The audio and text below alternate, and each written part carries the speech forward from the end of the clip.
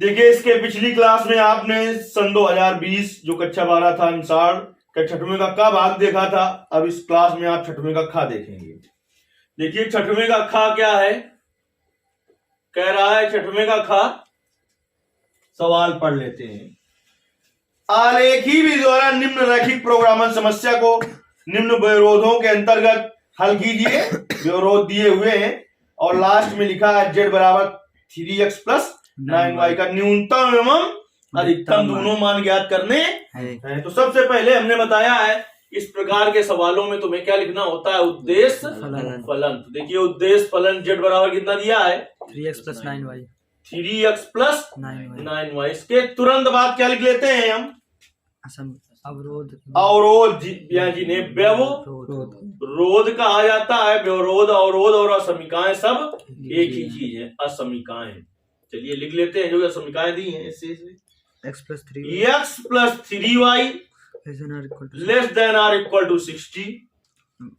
फिर क्या है, x plus y greater than or equal to 10। फिर क्या है, x less than or equal to y। x less than or equal to y। ये है x greater than or equal to 0, y greater than or equal x greater than or equal to 0 और y greater than or equal to 0। अब लिखेंगे असमीकाओं के संगत रैखिक समीकरण। हमने जब आपको ये चैप्टर पढ़ाया था तो बताया था कि जब असमीकाओं के संगत रैखिक समीकरण लिखते हैं हम, तो जहां पर less than or equal to या greater than or equal to लगा है वहां पर इक्वल टू का चिन्ह लगा देते हैं। देखिए असमीकाओं के संगत क्या, रैखिक समीकरण। असमीकाओं के संगत रैखिक समीकरण लिखेंगे तो देखिए क्या हो जाएगा, x plus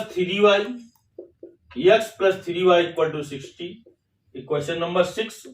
x plus y equal to 10। Equation number 7। x बराबर y इक्वेशन नंबर 8 और x बराबर 0 इक्वेशन नंबर 9 और y बराबर 0 इक्वेशन नंबर 10। अब बारी बारी से तीनों के लिए निकाल लें हम बिंदु। सवाल थोड़ा लंबा जाएगा क्योंकि समीकरण ज्यादा हैं। पहले हम करते हैं x plus 3y equal to 60 के लिए। इसके लिए करेंगे तो देखिए क्या होगा, बना लेते हैं हम सामने। देखिए इधर x इधर y। एक बार x बराबर 0 इसमें रखना होता है तो 3y बराबर 60 तो y बराबर 20। दोबारा y बराबर 0 रखना होता है तो x बराबर कितना आ जाएगा 60। यहाँ पर लिखेंगे बिंदु a का निर्देशांक ये हो गया और बिंदु b का निर्देशांक ये हो गया। तो यहाँ पर लिखेंगे बिंदु a का निर्देशांक क्या हो जाएगा, बिंदु a का निर्देशांक 0,20। फिर लिखेंगे बिंदु b का निर्देशांक पूरा लिख देंगे, क्या हो जाएगा 60,0। चलिए आगे का हम इधर हल किए ले रहे हैं। आपको ऐसा नहीं करना, आपको इसके नीचे लगाना है। देखिए अब इसके लिए हो गया, अब इसके लिए करते हैं हम। तो क्या होगा, x plus Y equal to 10 के लिए बना लो। इसके लिए भी सारणी जब बनाओगे तो क्या लिखोगे, x होगा y होगा। x बराबर 0 इसमें रखो तो y का मान कितना आ जाएगा 10।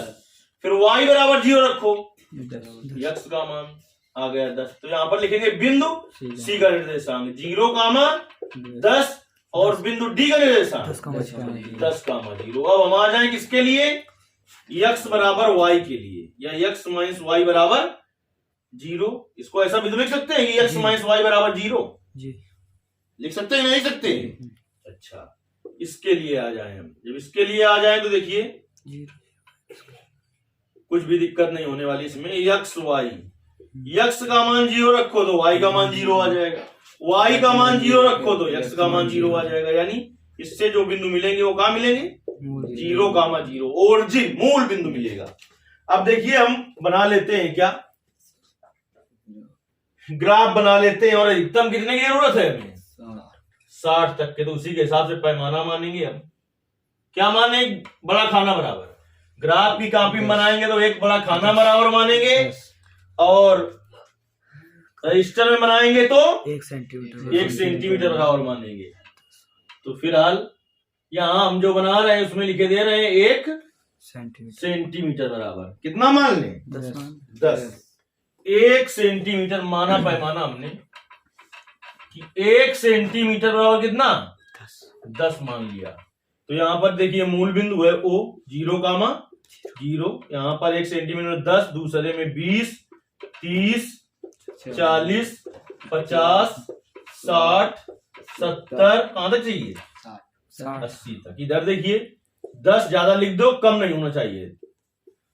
10, 20, 30, 40, 50, 60, 70। चलिए बिंदु A का निर्देशांक 0,20 कहां पर होगा 0,20 ये होगा A 0,20। बिंदु B का निर्देशांक क्या है बिंदु B ये हो गया 60,0। एक रेखा खींचते जाओ, पटरी रख के A से B को मिला दो। ठीक, अब C का निर्देशांक क्या है C का 0,10 ये है C। ये कौन सा बिंदु है C 0,10। फिर D 10,0 ये है D, यही है ना 10,0। इससे इसको मिला दिया, कोई दिक्कत। लेकिन एक रेखा ऐसी है जो कहां से जा रही है तो मूल बिंदु से इसको जाने दो। तो मूल बिंदु से जाने वाली रेखा ने एक बार इस रेखा को काटा, एक बार इस रेखा को काटा। तो एक बार समीकरण 6 और 8 को हल करें। जब 6 और 8 को हल करेंगे जो प्रतिच्छेद बिंदु निकलेगा वो ई का निर्देशांक होगा। क्या निर्देशांक होगा ई का होगा।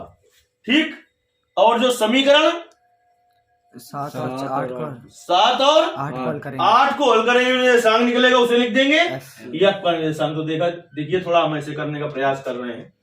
समीकरण किसको किसको हल कर रहे हैं 6 और 8 को। समीकरण 6 में 8 घटा दें, x x कट जाए, y का मान निकल आएगा। तो देखिए समीकरण 6 में समीकरण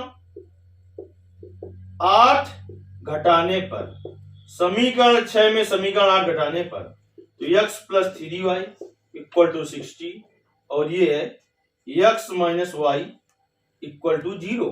घटा दो माइनस प्लस माइनस, इससे कट गया 4y बराबर 60। तो y बराबर 60/4 तो कितना आ जाएगा 15। अब y का मान आप समीकरण 8 में रख दो और चाहे 6 में रख दो।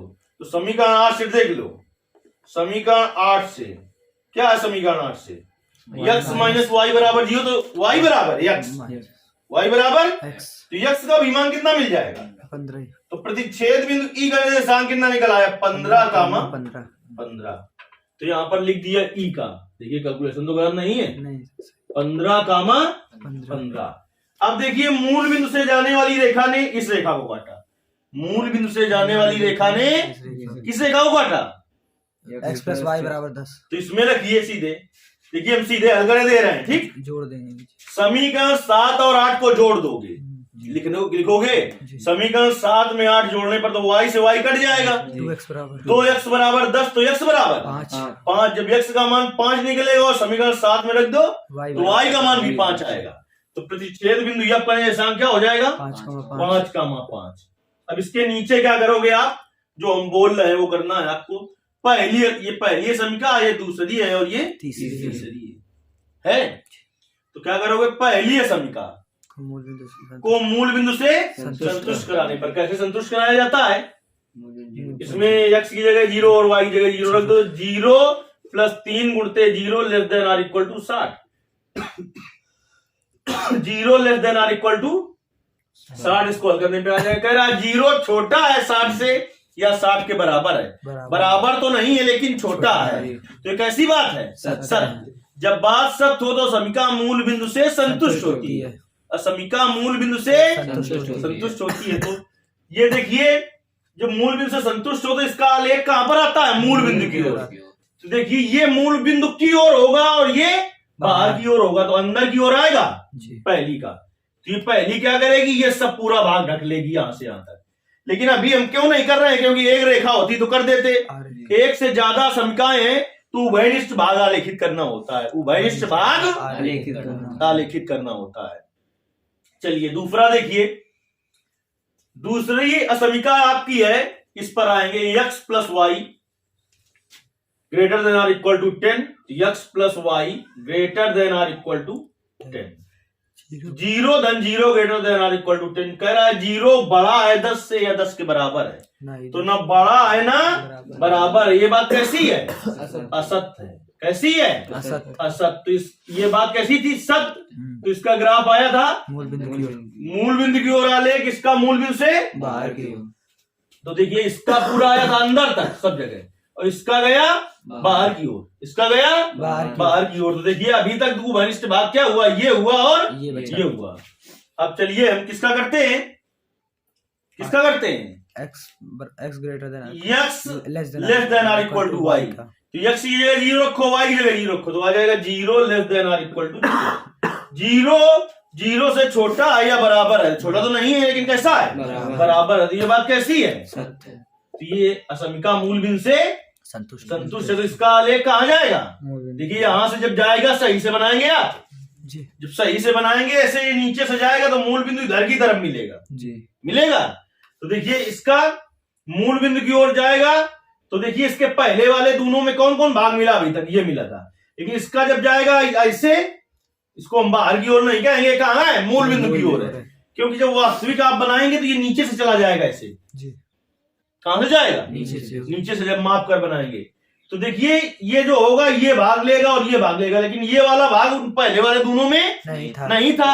अरे सबसे पहले वाले में तो था, लेकिन दूसरे वाले के बाहर था। तो ये जो भाग होगा, ये वाला भाग, एक ऐसा भाग होगा जो तीनों में मिलेगा, जो तीनों में मिलेगा। तो ये हुआ उभयनिष्ठ भाग। उभयनिष्ठ भाग को कहा जाता है सुसंगत। लिखेंगे उपरोक्त आलेख का आलेखित भाग AEFC है, अतः AEFC इसका सुसंगत क्षेत्र है। इसका क्या है? सुसंगत क्षेत्र से ही हमें कोणीय बिंदु मिलते हैं। तो बना लेंगे सारणी। यहां पर होगा कोणीय बिंदु, या इसी को कहा जाता है कोणीय बिंदु, और यहां पर होगा Z के संगत मान। चलिए A 0,20 और E 15,15 और F 5,5 और C 0,10। तो चलिए Z बराबर क्या था? Z बराबर यहाँ पर 3x प्लस 9y। तो इसमें पहले वाले में x की जगह 0 रखो और y की जगह 20, दोनों दूनी 18, 180 आ जाएगा। दूसरे वाले में x की जगह भी 15 रखो और y की जगह भी 15, 15 से 45 और 15 नहीं 135, 135 और 45 कितना हुआ? 180। ये भी आ गया। अच्छा 5,5 पर x की जगह 5 और y की जगह 5, 5 3 15 9 3 45, कितना आया? 60। अब x की जगह 0 और y की जगह 10, 90 आ जाएगा। तो उसने न्यूनतम और अधिकतम दोनों मान पीछे तब नीचे लिखेंगे। न्यूनतम मान बिंदु 5,5 पर 60 प्राप्त होगा। अधिकतम मान 2 बिंदुओं पर, अधिकतम मान 2 बिंदुओं पर 180 प्राप्त होगा। बिंदु 0,20 और 15,15 पर। तो देखिए आंसर कुछ है।